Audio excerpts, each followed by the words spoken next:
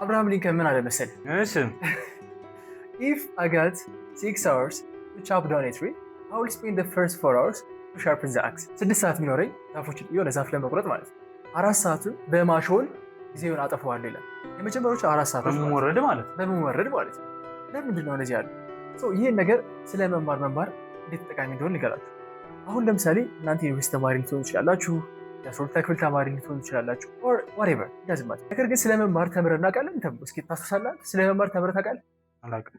ብዙ ነገሮች ተምረናል፣ ግን ስለ መማር ተምረን አናውቅም። ስለዚህ ልክ አብርሃም ሊንከን እንዳለው ዋናው አክሱን ነው ማተኮር ያለብን ማለት ነው። ስለዚህ ያንን አክስ ሻርፕን ካደረግነው መማራችን ማለት ነው፣ ከዛ ስለ ነገሮች መማር ቀላል ይሆንናል ማለት ነው። ምክንያቱም ይሄ ሜታ ለርኒንግ የሚባለው ነው። ስለ ለመማር ደግሞ የት መሄድ ያለብን ይመስላል?